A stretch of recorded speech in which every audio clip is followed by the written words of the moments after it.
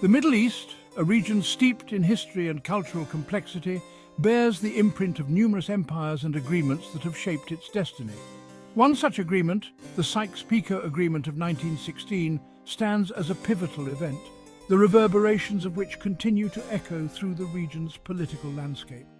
This secret pact, forged between Britain and France amidst the turmoil of World War I, aimed to divide the spoils of the anticipated Ottoman defeat. The Sykes-Picot Agreement, named after the key negotiators Sir Mark Sykes of Britain and François-Georges Picot of France, carved up the Ottoman territories into spheres of influence, laying the groundwork for the modern borders of Iraq, Syria, Lebanon and Jordan. This agreement, shrouded in secrecy and driven by imperial ambitions, sowed the seeds of future conflicts and instability in the region. The legacy of Sykes-Picot is complex and multifaceted. It ignited Arab nationalism, fueled regional conflicts, and continues to be a source of resentment and instability. Understanding the Sykes-Picot Agreement is crucial for comprehending the intricate dynamics of the modern Middle East. It serves as a stark reminder of the enduring impact of colonial legacies on the region's political, social, and cultural fabric. The Sykes-Picot Agreement was born out of a complex interplay of wartime anxieties, imperial ambitions, and strategic calculations.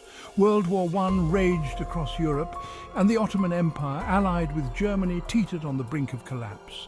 Britain and France, sensing an opportunity to expand their influence in the strategically vital Middle East, engaged in secret negotiations to secure their interests in the anticipated post-war order. Sir Mark Sykes, a British diplomat and military advisor, and François-Georges Picot, a French diplomat with extensive experience in the Middle East, emerged as the key architects of this clandestine agreement. Driven by a mix of realpolitik and imperial ambition, these men sought to carve up the Ottoman territories into spheres of influence that would serve their respective national interests. Sykes, a staunch imperialist, envisioned a British-controlled corridor stretching from the Mediterranean Sea to the Persian Gulf, securing access to India, Britain's prized colonial possession. Picot, on the other hand, aimed to establish French dominance in the Levant, a region with historical ties to France. Their negotiations, conducted in secret and without consulting the Arab populations whose fate they were deciding, would have far-reaching consequences for the Middle East. The Sykes-Picot Agreement, formalized in May 1916, divided the Ottoman territories into zones of direct control and spheres of influence for Britain and France. France was promised control over modern-day Lebanon, Syria, and parts of southeastern Turkey. Britain, in turn, would gain control over areas encompassing modern-day Iraq, Jordan and Palestine, including a crucial corridor connecting the Mediterranean Sea to the Persian Gulf. The agreement reflected a blatant disregard for the aspirations of the Arab populations residing within the Ottoman Empire. Arab leaders seeking independence from Ottoman rule had been promised self-determination in exchange for their support of the Allied war effort. The Sykes-Picot Agreement, with its division of Arab lands, betrayed these promises and sowed the seeds of future resentment and instability. The agreement's provisions were not merely lines on a map, they represented a profound reshaping of the Middle East's political geography. The arbitrary borders drawn by Sykes and Picot disregarded existing ethnic and sectarian divisions, laying the groundwork for future conflicts and instability. Moreover, the agreement established a pattern of external interference in the region's affairs, a legacy that continues to haunt the Middle East to this day. Section 4. Broken Promises, Lasting Scars. The Aftermath of Sykes-Picot. The Sykes-Picot Agreement, shrouded in secrecy during the war, was exposed in 1917, sparking outrage and fueling Arab nationalism. The agreement's revelation shattered any illusion of Allied support for Arab self-determination, exposing the duplicity and imperial ambitions that had driven the negotiations. The betrayal felt by Arab leaders and populations had lasting consequences, shaping the region's political trajectory for decades to come. The arbitrary borders drawn by Sykes and Picot created states that lacked internal cohesion and often grouped together disparate ethnic and religious communities with a history of animosity. These artificial constructs, imposed upon the region without regard for local realities, sowed the seeds of future conflicts and instability. The legacy of Sykes-Picot is evident in the ongoing struggles for self-determination by Kurdish populations in Iraq, Syria and Turkey, as well as in the sectarian violence that has plagued Iraq and Syria. The Sykes-Picot Agreement's legacy extends beyond the immediate aftermath of World War I. It established a precedent of external interference in the region's affairs, with Britain and France seeking to maintain their influence over their respective spheres. This interference, often driven by economic and strategic interests rather than a genuine concern for the well-being of the Arab people, further fueled resentment and instability.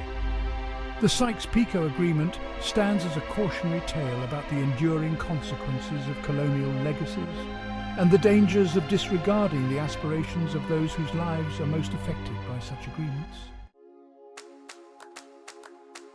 Section 5. Seeds of Identity.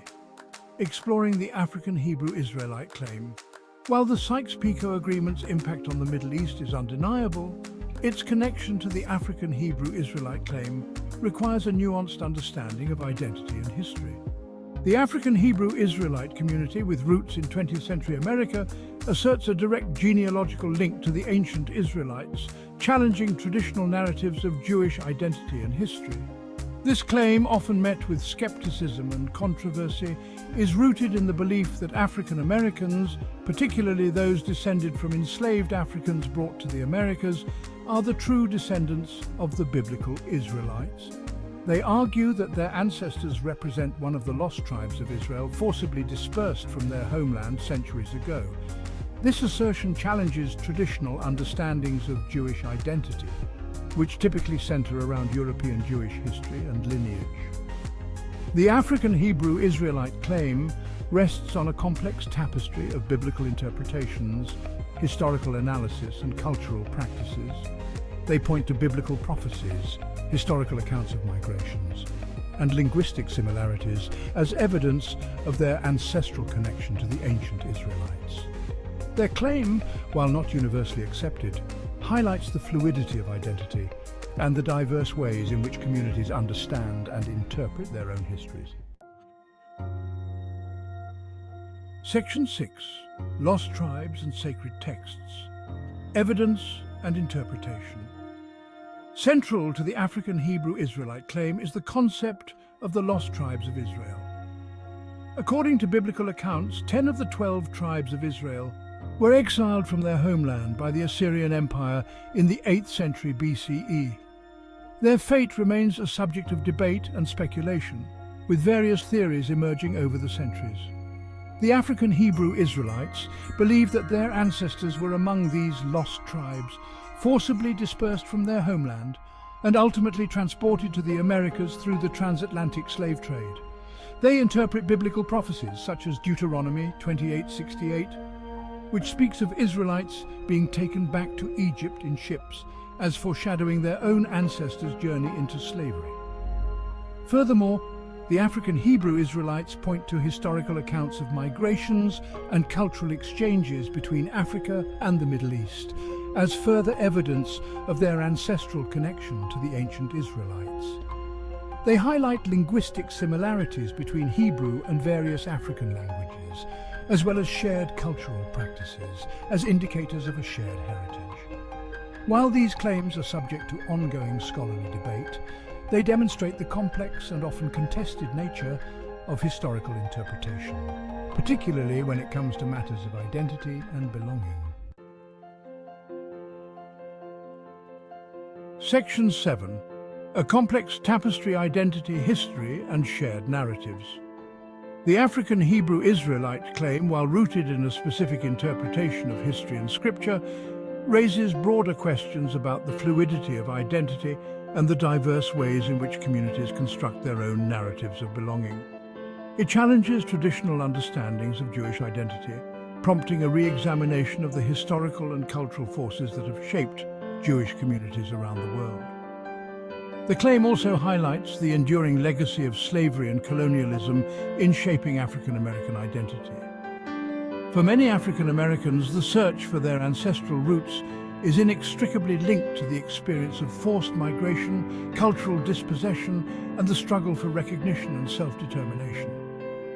The African Hebrew Israelite claim, while controversial, encourages a broader conversation about the complexities of identity formation, the power of narratives in shaping our understanding of the past, and the importance of respecting the diverse ways in which individuals and communities choose to define themselves.